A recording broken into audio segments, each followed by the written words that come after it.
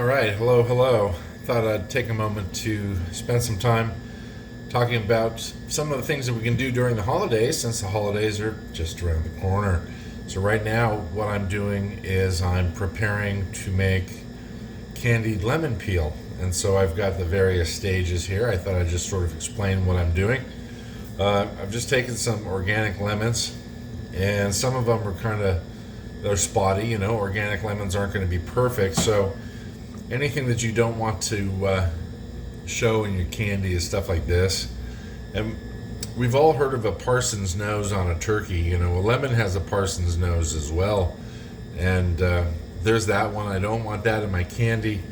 And if you look at this one, you'll see there's a little sort of a nose on the end of that. I call it a parson's nose, just like the tail of a turkey. You don't necessarily want to feed that to your guests. But what they do is they make nice little candied lemon pieces. So I've tidied my lemons up, and here I've cut the peel off of several. When you candy lemon peel, it's important to leave as much of the white on as possible and not actually a whole lot of the fruit. So here's the slices I'm going to candy, and then let's just go ahead and slice off a few more pieces off these other lemons and clean those up. There we go. And I'm not going to candy these pieces after they've been sliced.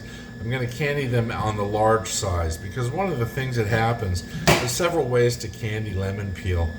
And candied lemon peel is a very good thing to have around the house.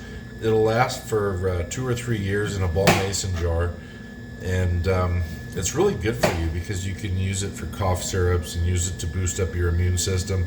And it's lovely to drop a piece of candied lemon peel into a pot of tea, because you infuse it with both the citric acid but a beautiful lemon aroma from all the oil that you're preserving with sugar. So we've cleaned this one up pretty nicely. Let's just get that. One of the reasons I'm going to candy these pieces in the size that they're in right now is because they tend to shrink. And the way I candy lemon peel, I put it in a small saute pan, and I have a blackening pan or a sugar pot. I think a lot of people that candy fruits, or a lot of people that make candy or work with sugars, will have a blackening pot. And it's a pot that you know that you're going to put some charcoal on or some carbon on, so you're not too worried. So let's get rid of this little piece. It's not very pretty, is it? Get rid of that, and get rid of the parson's nose you don't want in your candy. So when I put the lemon peel into my sugar pot, I'll add about 4 cups of sugar to it and just a tiny bit of water, and it'll make a beautiful hot syrup in which the lemon peel will sit. And that gets up to about 350 degrees before I turn the heat off, and then I just let it sit in the syrup sugar overnight. And I think for the purpose of this video, what I'll do is I will cool the lemon peel and syrup down in my fruit sink with some water. There we go. And so there's our lemons. And if you really want to make the super lemony syrup, then you can use lemon juice.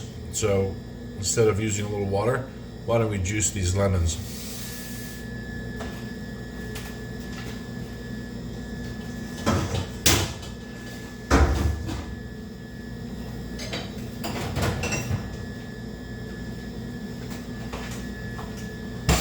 So I have my French lemon press. It's a Archand. They're really good. It has this nifty little part here that fits into this, and this you put your lemon on and squeeze it. So we'll just take those nice halves that I made, and then I take an old jam jar and put that right under here, because a little jam jar seems to fit pretty well under this. You don't get a lot of space in between the bottom of the juicer and the tabletop, but that'll hold a good 60 or 70% of a pint. So then we just put our pieces of lemon in. Let's see if we can get that. There we go.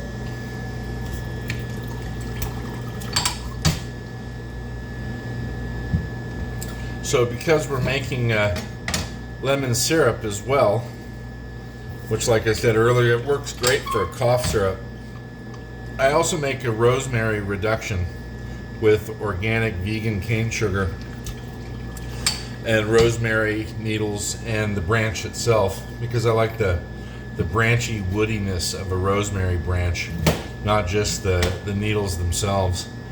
And when you simmer a rosemary branch in a stainless steel pot with about 2 cups of cane sugar and 2 cups of water with the lid on it, and you simmer that under a low flame for about 45 minutes, it releases all of the essential oils from the rosemary needles, but it also gives the water or the sugar rosemary liquor a beautiful woody, rusticy outdoor aroma and flavor. And so when I make my rosemary syrup and then I have my lemon syrup, I like to combine them to make a rosemary lemon throat wash or a rosemary lemon cough syrup. And on their own, they're quite tasty. So there's a lot of really wonderful things you can do with lemons. And lemons in the wintertime seem to be sort of a nice thing to have around, especially since fresh fruits sort of disappear, don't they? All right, so there's our juice. That looks good. And then we're just going to put that through a nice sieve. I have a nice fine screened stainless steel sieve. Put that through there. And you see that collects the pulp and any seeds. And there's our juice.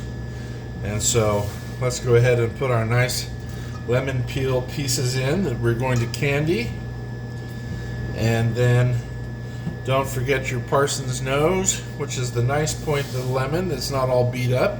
It makes a nice little candy bite. And then we'll go ahead and get a pot.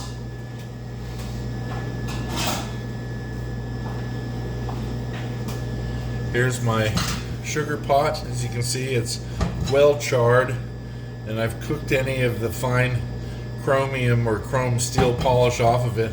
We've had this thing get quite hot. So there's our lemon peel, and let's just get some all-natural sugar for that.